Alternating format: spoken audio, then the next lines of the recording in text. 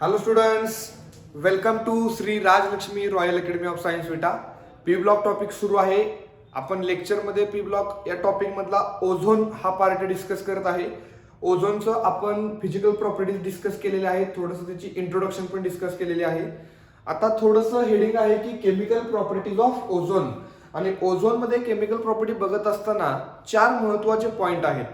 त्यापैकी पहिला अतिशय महत्वाचा पॉइंट म्हणजे ऑक्सिडायझिंग नेचर. बघा, ऑक्सिडायझिंग नेचर. आता हा जो ओझोन आहे तो एक पॉवरफुल ऑक्सिडायझिंग एजंट म्हणून ऍक्ट होतोय. आणि तो पॉवरफुल ऑक्सिडायझिंग एजंट म्हणून का ऍक्ट होत असेल? कारण तो थर्मोडायनामिकली अनस्टेबल आहे. जर तो थर्मोडायनामिकली अनस्टेबल असेल तर त्याचं डिकम्पोजिशन होणार आहे. त्याचं डिकम्पोजिशन झालं तर नेसंट ऑक्सिजन मिळणार आहे. आणि जो नेसंट ऑक्सिजन मिळतो तो नेसंट ऑक्सिजन दुसऱ्या सबस्टन्स मध्ये जाऊन ऍड होतो, म्हणजे तो दुसऱ्या सबस्टन्सचं ऑक्सिडेशन करण्यासाठी रिस्पॉन्सिबल आहे. बघा, इथं आपण असं लिहायचं, ozone is O3 is powerful oxidizing agent. Powerful oxidizing agent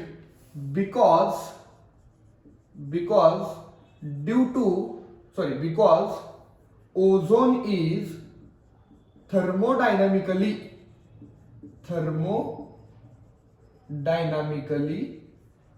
unstable which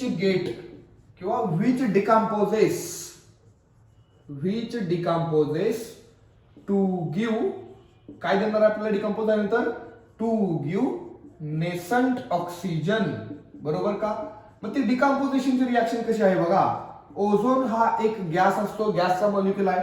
जर याचं डिकम्पोजिशन झालं तर आपल्याला ऑक्सिजन गॅस मिळतो आणि त्याच्यासोबत एक नेसंट ऑक्सिजन मिळतो. हा जो ऑक्सिजन आहे यालाच आपण नाव द्यायचं नेसंट ऑक्सिजन. आणि नेसंट ऑक्सिजन म्हणजे काय रे? आता लगेच तयार झालेला ऑक्सिजन की जो नवीन आहे, फ्रेश आहे, त्याला मराठीमध्ये नवजात ऑक्सिजन असं म्हटलं जातं. ठीक आहे. तर हे थोडंसं ऑक्सिडायझिंग नेचर का दाखवतोय त्याच्याबद्दल. आता काही आपण रिॲक्शन बघूया की ज्याच्यामध्ये तो एक ऑक्सिडायझिंग एजंट म्हणून ऍक्ट होतोय असं आपल्याला दिसतंय. याच्यामध्ये इथं मी लिहितोय फॉर एक्झाम्पल्स, म्हणजे एक पहिली रिॲक्शन बघा. Oxidation of NO into NO2. हा जो NO आहे याला आपण नायट्रिक ऑक्साईड म्हणतो. आणि हा नायट्रिक ऑक्साईड एक टॉक्सिक गॅस आहे की जो ऑटोमोबाईलचं कंबशन म्हणजे फ्युएलचं कंबशन झालं तर त्याच्यातून तो रिलीज होणार आहे. आणि त्याचं कन्व्हर्जन NO2 मध्ये जर होत असेल तर आपण असं म्हणूया या NO चं ऑक्सिडेशन झालं. कसं रिएक्शन आहे बघा.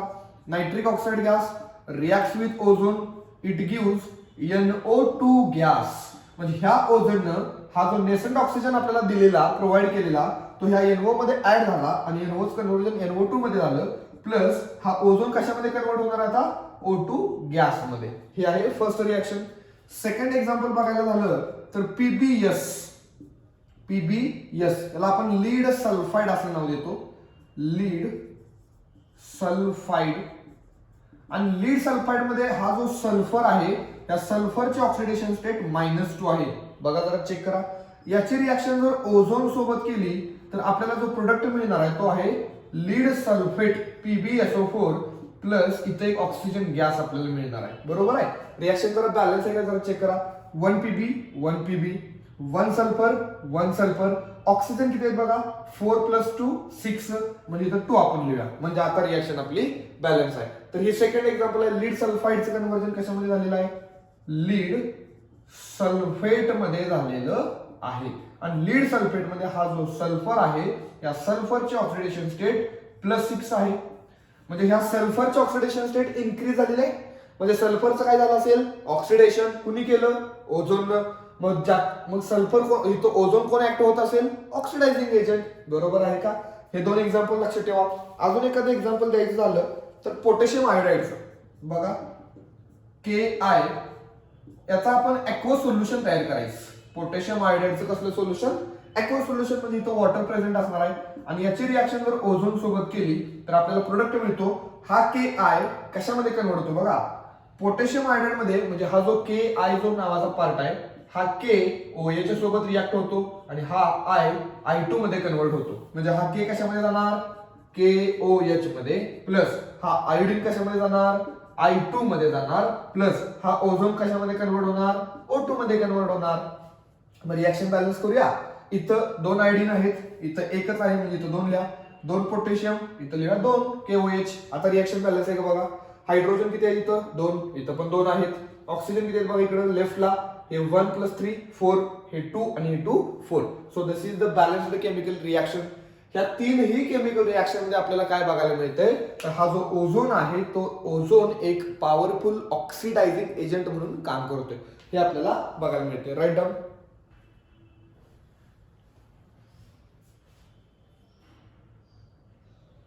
ओके. आता लिहून घेतल्यानंतर अजून एक त्याची महत्वाची केमिकल प्रॉपर्टी आपल्याला डिस्कस करायची आहे. ती केमिकल प्रॉपर्टी म्हणजे ब्लिचिंग नेचर किंवा ब्लिचिंग एजंट. पहिली प्रॉपर्टी बघितली ऑक्सिडायझिंग एजंट. सेकंड काय बघा bleaching agent. Bleaching agent. Okay. आता पहिला ब्लिचिंग म्हणजे काय असतं रे ते बघूया आपण. ब्लिचिंग काय बघा. Bleaching the conversion of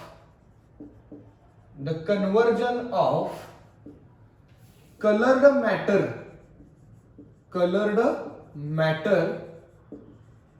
into colorless matter is called bleaching.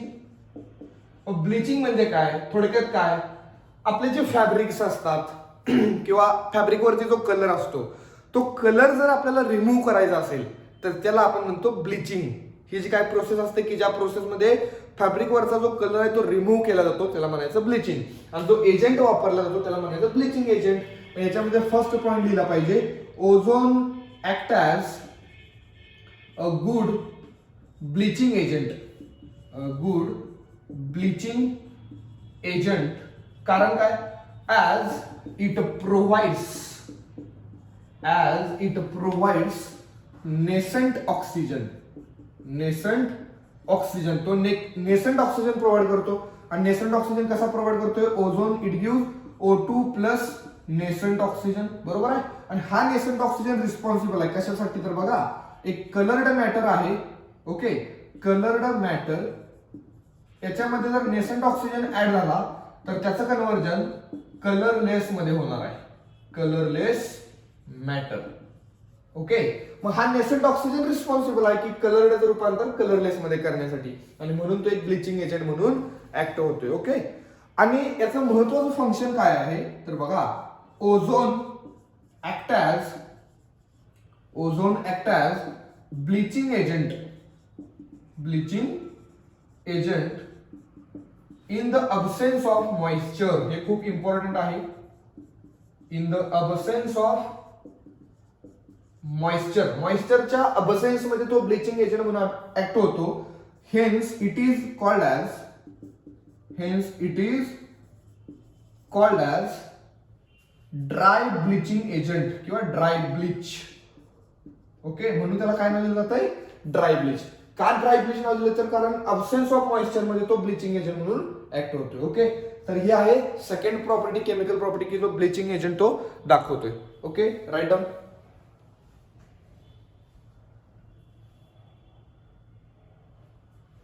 Okay. Third property आपल्याला डिस्कस करायची आहे ती म्हणजे रिड्युसिंग नेचर.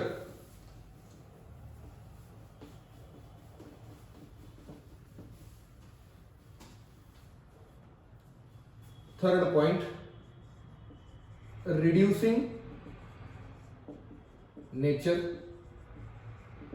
आता ओझोन एक ऑक्सिडायझिंग एजंट आहेच आपण बघितलेला आहे कारण तो नेसेंट ऑक्सिजन प्रोव्हाइड करतो आणि तो नेसेंट ऑक्सिजन रिस्पॉन्सिबल आहे दुसऱ्या सबस्टन्सचं ऑक्सिडेशन करण्यासाठी.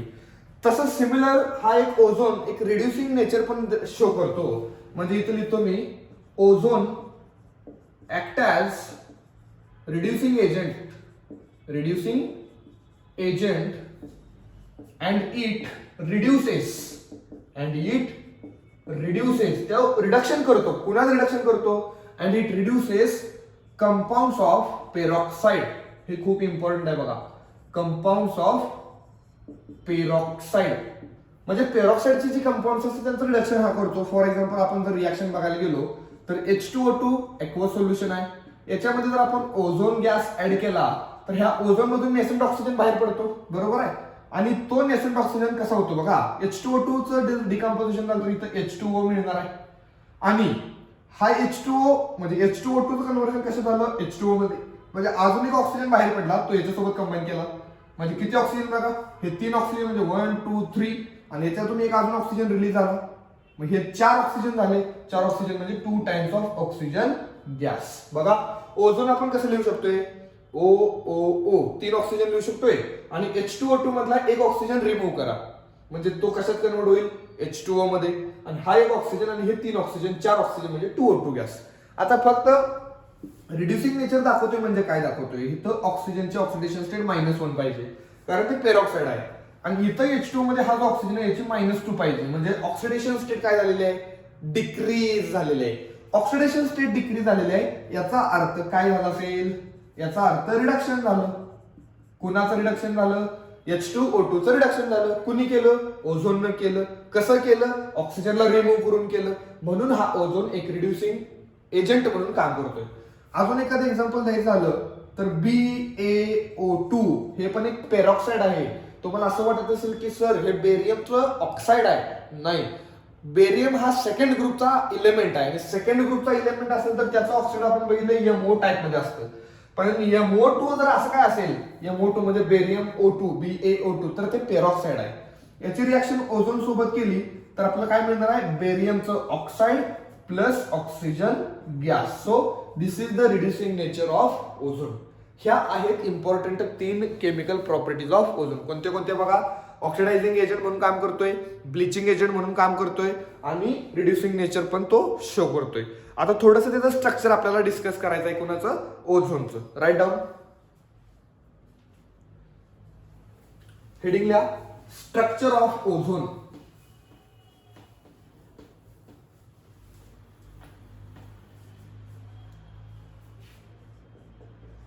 स्ट्रक्चर ऑफ ओझोन म्हणजे O3. आता याच्यामध्ये काही पॉइंट मी तुम्हाला सांगणार आहे ते तुम्ही लिहून घ्यायचे. पहिलं लिहा, ozone is O3 is angular molecule. Angular किंवा बेंट म्हणायला, बेंट मॉलिक्यूल. मग याचं स्ट्रक्चर कसं आहे बघा, सेकंड पॉइंट मध्ये हा एक ऑक्सिजन आहे, हा एक ऑक्सिजन आहे आणि हा एक ऑक्सिजन आहे. हे 3 ऑक्सिजन्स आहेत.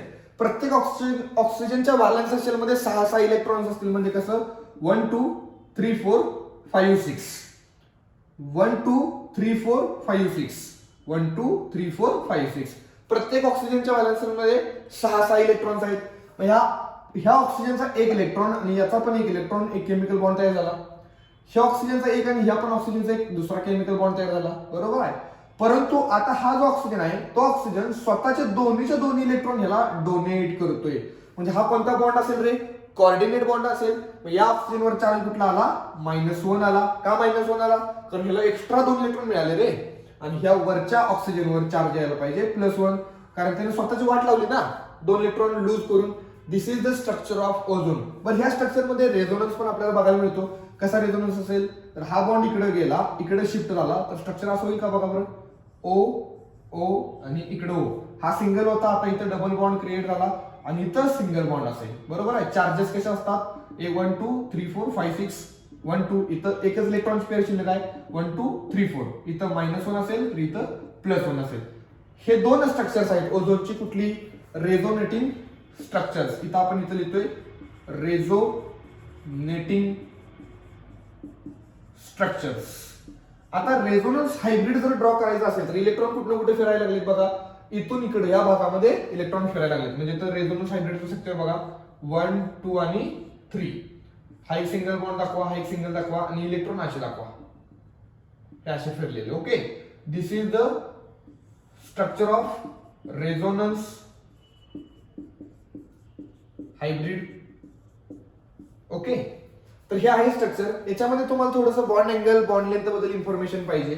हा जो बॉन्ड अँगल आहे तो 117 डिग्री सेल्सिअस आहे आणि जो तुमची बॉन्डची लेंथ आहे, ही बॉन्डची लेंथ असेल किंवा डबल बॉन्ड असेल ती आहे 128 पिकोमीटर. सिंगल बॉन्ड असेल तर 154 पिकोमीटर असतो, डबल बॉन्ड असेल तर 114 पिकोमीटर असतो, पण इथं आहे 128 पिकोमीटर. याचा अर्थ ही जी बॉन्ड लेंथ आहे ती सिंगल बॉन्ड आणि डबल बॉन्डच्या मध्ये आहे.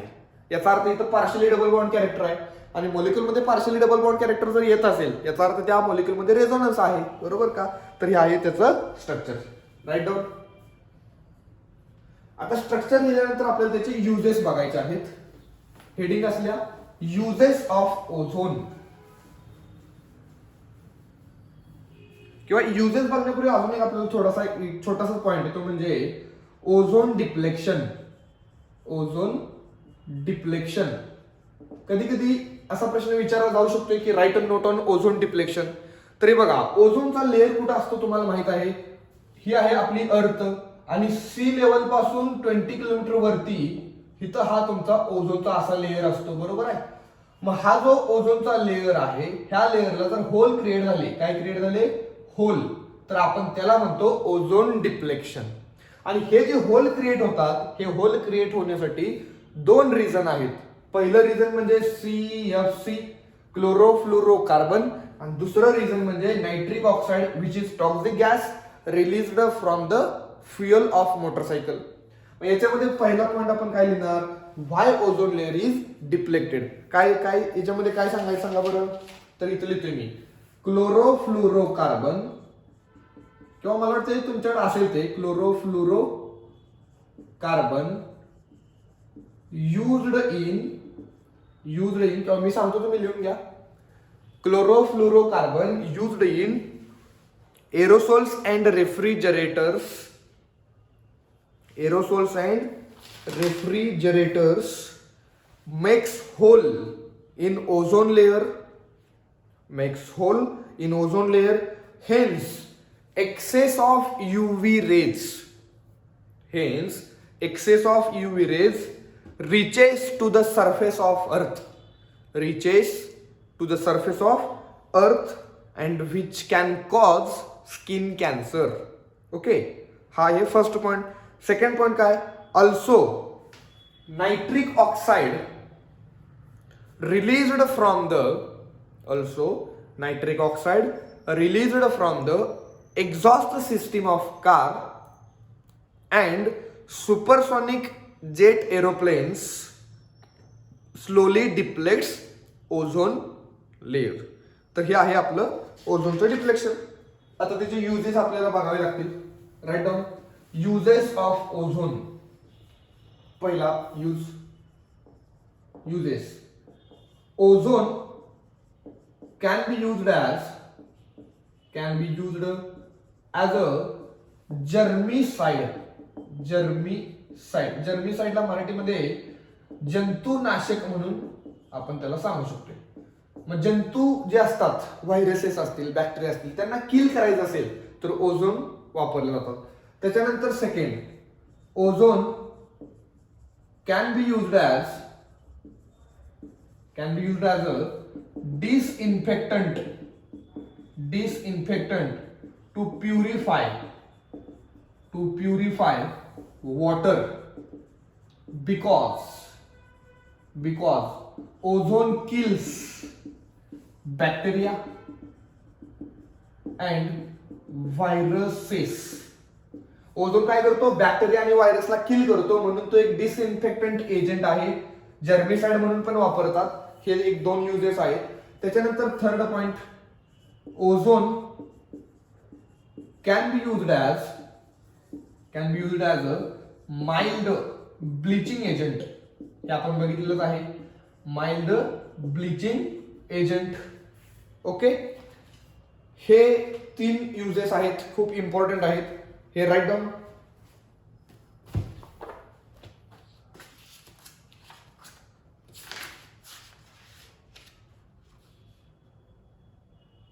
अजून एक फोर्थ यूज देतो.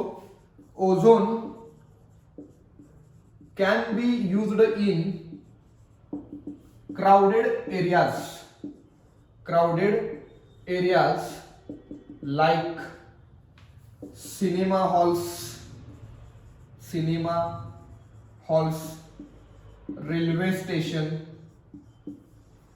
स्टेशन टू कशासाठी टू किंवा फॉर एअर प्युरिफिकेशन जास्त गर्दी असेल त्या ठिकाणी कधी कधी हवेचं प्रदूषण झालेलं असते ते हवेचं प्रदूषण म्हणजे ते कमी करायचं असेल प्युरिफाय करायचं असेल तर ओझोन वापरला जातोय. आणि एक लिहा 5th point ozone can be used for making किंवा फॉर प्रिपरेशन ऑफ सिंथेटिक कॅम्फोर